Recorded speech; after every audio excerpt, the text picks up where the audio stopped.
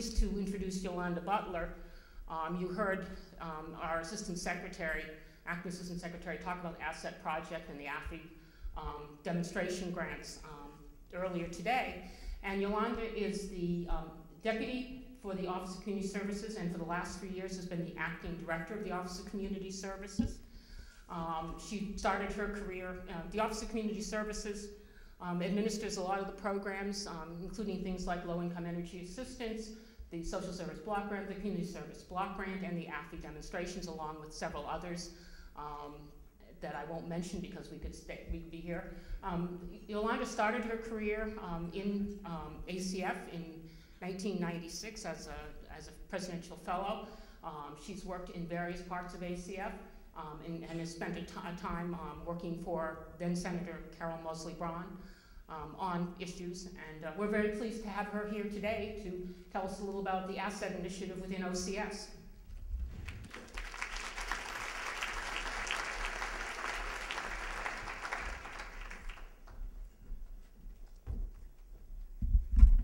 Thank you, Mary Ann, for that very kind introduction.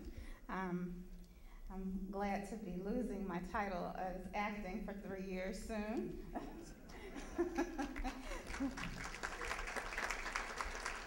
I'll go back to my regular day job as Deputy Director, and I won't have to wear 2 hats. So it's been a labor of love, but certainly it's good to be able to do one thing sometimes. Good afternoon, Richmond. As Mary Ann indicated, I'm Yolanda Butler, and the perennial acting director of the Office of Community Services, or OCS.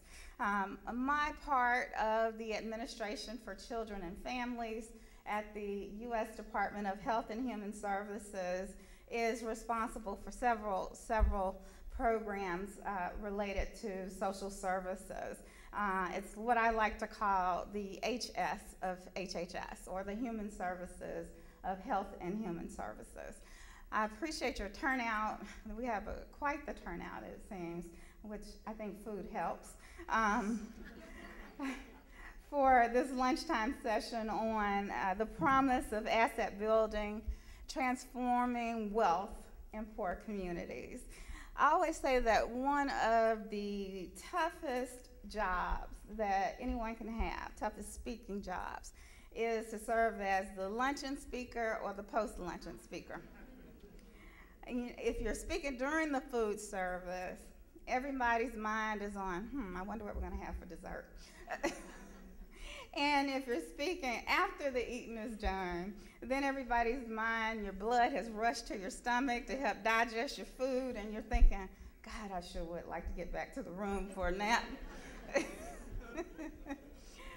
But I promise you that this morning, Tom, Kathy, Sherelle, Christina, Mary Ann, and I, we're going to do our best to have a very lively discussion that's going to keep us all engaged. And if I see anybody nodding off, we may have to stand up and do a few asset energizing jumping jacks. How about that? Now, those of us who are on the panel today are here because we are energized and we're excited about the opportunity we have to improve community-based social services and increase asset development, particularly at this time of economic hardship. Those of us on the panel today are certainly passionate about what we do, and we'll share some of the background of what we're doing with you shortly. It's my pleasure to join you here in the capital city of the Commonwealth of Virginia.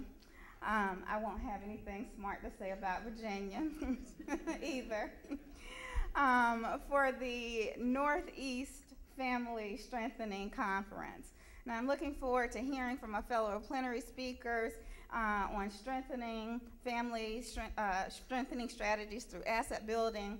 But before I begin, I would be remiss if I didn't acknowledge and thank a couple of my colleagues at the Department of Health and Human Services for putting together such a wonderful conference, and moreover, working so closely with the Office of Community Services over these last several years.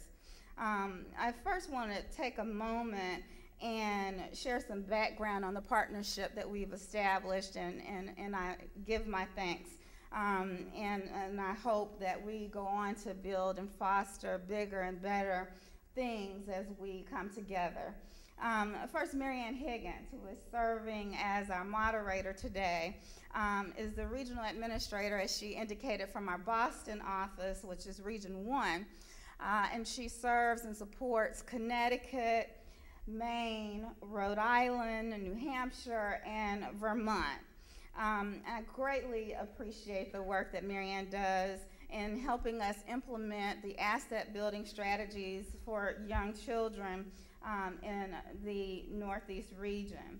Marianne and her team to date have led a Head Start pilot project that works to introduce financial education and other asset building tools to staff, to parents, and providing them with access to free tax preparation and tax credit information.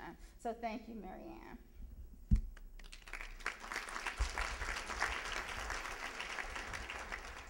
I also want to acknowledge Joyce Thomas. Joyce is sitting up front.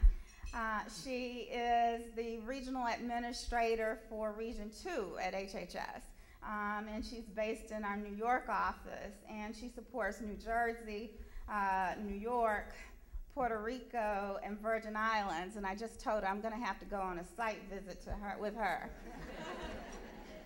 I think Joyce has the best RA job. Joyce and the Region 1 team have been very involved and very supportive of the Assets for Independence program, as well as the Compassion Capital Fund program and Strengthening Communities Fund program. You might even have, I think I met a couple of grantees from those programs today. But in fact, Joyce has been OCS's regional sounding board in many respects, and she helped us in the designing of the Strengthening Communities Fund capacity building program. And then on the asset building side, she hosted in upstate New York the Leadership Summit on Financial Stabilities for families with young children, and brought together Head Start, Child Care, the Internal Revenue Service, can you believe that? And other private partners, including asset building practitioners. So I want to thank Joyce for her work.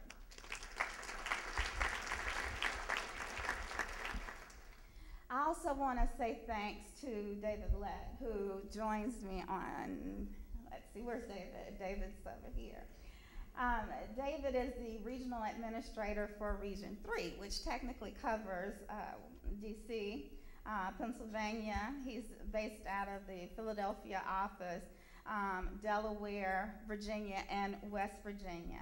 Now, David was an early visionary on this whole notion of working across programs and a supporter of the asset building movement. A few years ago, back in October 2007, David brought together PNC Bank, again the IRS, and a Head Start program, and he launched with us an asset education, income tax preparation, and early childhood effort called Added Up for Families. And you can say that he paved the way for this vision for a cross-agency, cross-program approach. So I thank him for his vision.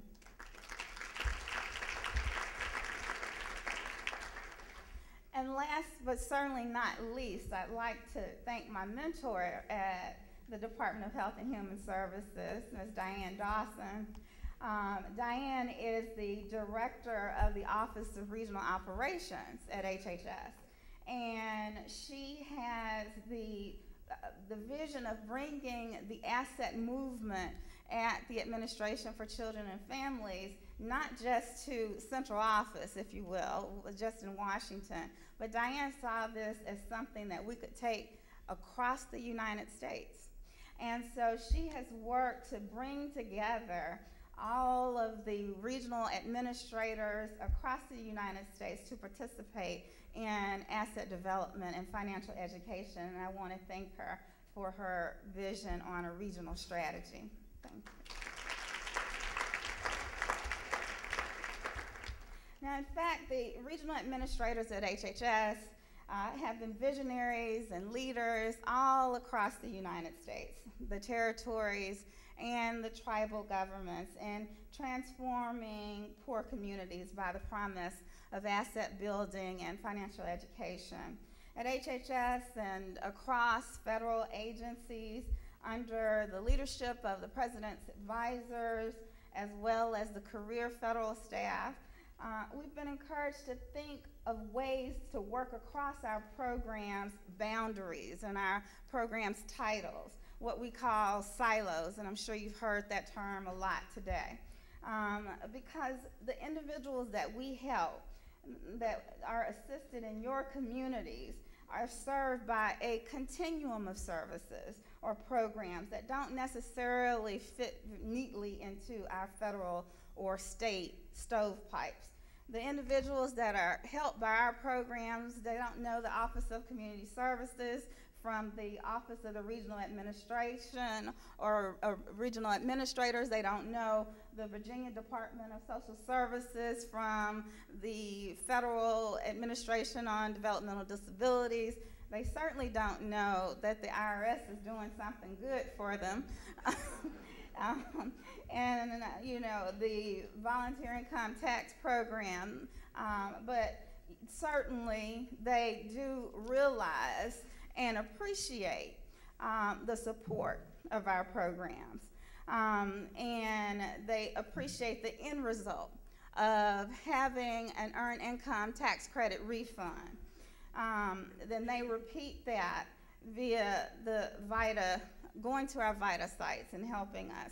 So the EITC refund is just one tangible example of the partnership that we have and how the work that we do together across our silos, across the stovepipes, if you will, take something that is tangible and do asset development or establish an individual development account and bring individuals one step closer to the American dream and owning a home, of starting a business or pursuing higher education.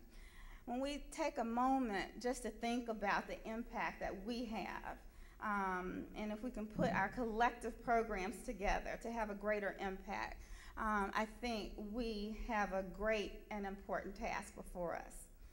I want to just tell you a little bit of background about my office, and then I'm going to go to my seat because I know several other folks have things to say this morning. I want to tell you, I'm sure that George Sheldon told you this morning, he has a joke that really resonates with me. He's our acting assistant secretary is from Florida, and I'm a native of a little small town in Mississippi called Clarksdale. Anybody heard of Clarksdale? Okay, home of the blues. All right. And I go home pretty often because it helps keep me grounded. But George said that, you know, Washington, D.C. can be sometimes insulated, and it's good to get out sometimes.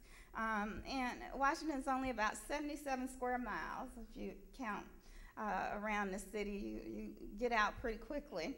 But it's 77 square miles surrounded by reality. So I'm glad that I have an opportunity to get out every now and then to get into reality. So I certainly love working with my high-quality colleagues who are coming from many places around the United States. And I wanted to just take a moment to recognize the folks who are coming from around the United States. And as a matter of fact, we have folk in Washington that are working on the Asset Initiative who are from Richmond, Virginia, or from St. Louis, Missouri, and let's see, got a couple of Louisiana folk, and so Al Fleming, Stephanie Wharton, Georgia, Janelle George, Edwin Patu, you know he's from New Orleans, and Jermaine Burkhalter. Would you please stand, be acknowledged? These are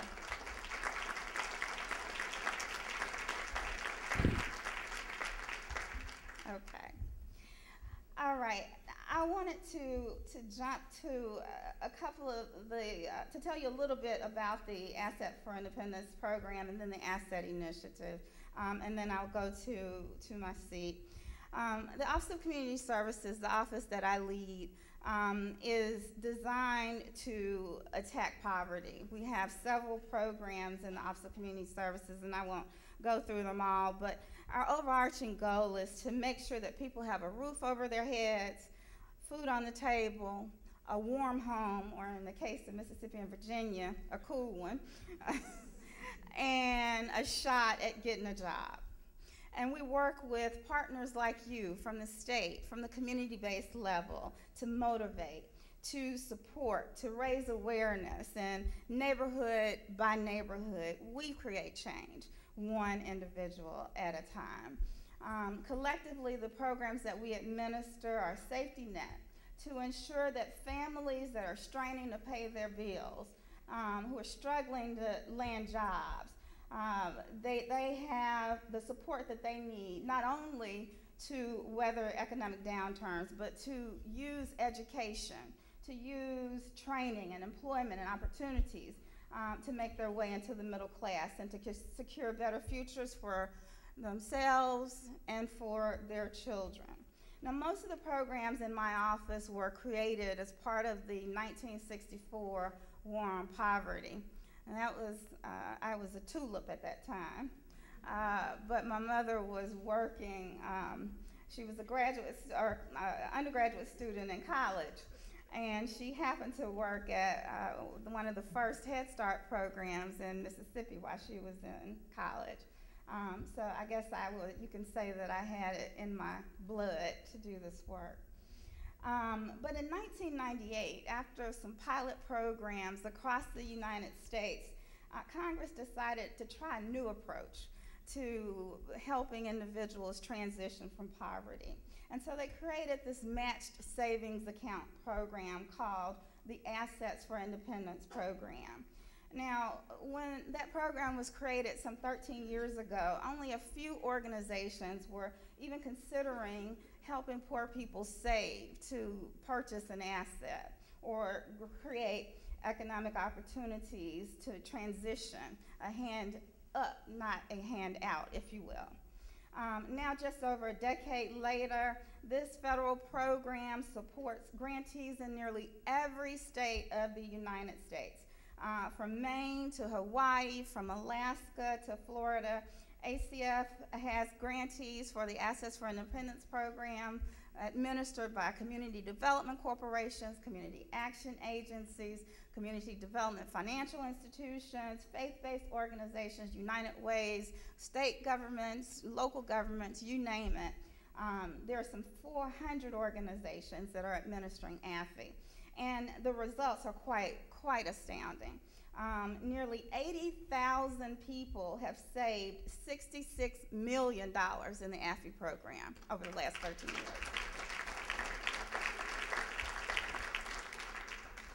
And more than 29,000 individuals have purchased an asset. They've purchased a home, they've purchased higher education, they've supported higher education, they've also capitalized a business. Again, that's 29,000 people who have purchased an asset.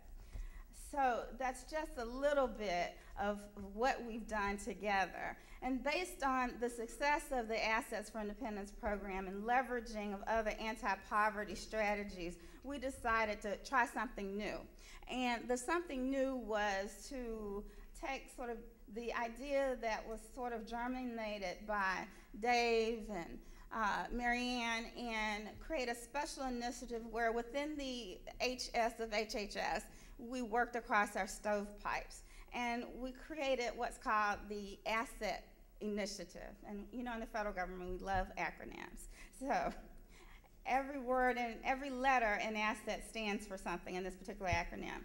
A, asset, of course. Okay, S equals savings. S again, support. E, education. And then T is training. All that put together the Asset Initiative. And the focus of that initiative is to make sure that we provide individuals with a common focus of making financial literacy education available, asset building strategies, providing access to affordable mainstream financial institutions, not these check cashing places that exploit poor people. Helping individuals establish savings account, many of whom have never been banked or opened a checking or savings account.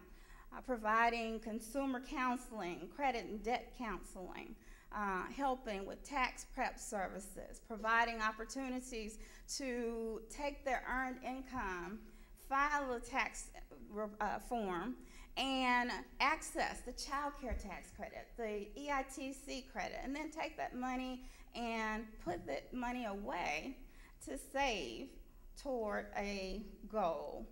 And so we have pulled together this great effort, and I will just tell you about one aspect of that, since I know my time is short. The family financial stability for early childhood. Now, in that particular program, we've worked very closely with our Head Start offices, and as well as our child care offices around the country.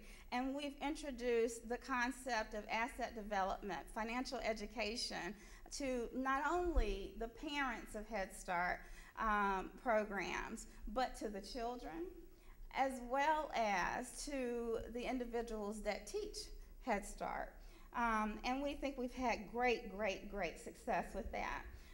That's just one example. We've done one for families with non-custodial fathers as well, which not only have reaped benefits for the father, but it has instilled pride. So many times we you look at child support enforcement as a punitive enforcement, but we're trying to turn that around. Because the non-custodial father also has to have some pride instilled in his progeny, if you will, that he can succeed as he or she transition non-custodial fathers, non-custodial mothers. So those are just some examples of the collaboration. In fact, that we've worked with several offices in ACF, and I'll talk to you a little bit more about those as we go into the plenary discussion. But as a result of all of our work across ACF, I am so pleased to report that this year, in the 13-year history of the program, through all the outreach that we've done with the Administration on Native Americans, the Administration on Developmental Disabilities, the regional offices, the Office of Child Care, Office of Head Start, we had the highest number of grant awards ever in the 13-year history of the program.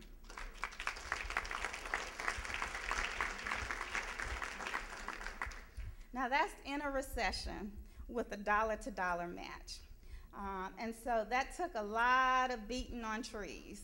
And so I thank everyone in this room. And by September 30th, I hope each of you gets a call with some additional resources to help your communities. As I go to my seat, I wanted to quote one of the leaders in the asset movement, Michael Sheridan. How many of us know Michael Sheridan? Michael Sheridan is sort of the grandfather or the godfather, if you will, of the Assets for Independence movement over at St. Louis University. And one of the things that he says, he sort of conceptualized this effort here in the United States. He says, very few people are managed to spend their way out of poverty. Think about that.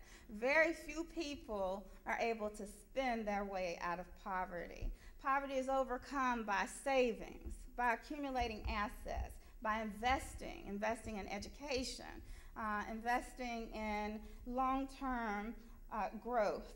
And research even shows that asset development can impact more than just an individual. It impacts the whole family. It impacts the children. It impacts the communities. It impacts the families. And so I really look forward to working with you all to continue to expand the work of asset development. During this session and throughout the rest of the conference, you're going to have an opportunity to learn a lot more about asset building. And I hope I've energized you so far to do your work, and we don't have to do any asset energizing jumping jacks, do we? All right.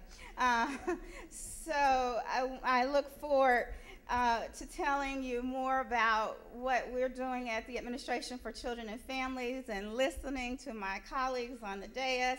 And in closing, as you can tell, I certainly am like a proud mother as I talk about the great things we've accomplished with the Assets for Independence program and the Asset Initiative. I know there's still much work to do and many more to serve, and especially in this economic environment. But I'm confident. I'm confident that with our joint commitment to serve and working smarter through our partnerships across the United States, that we can move mountains, and we can also move families into the middle class. Thank you.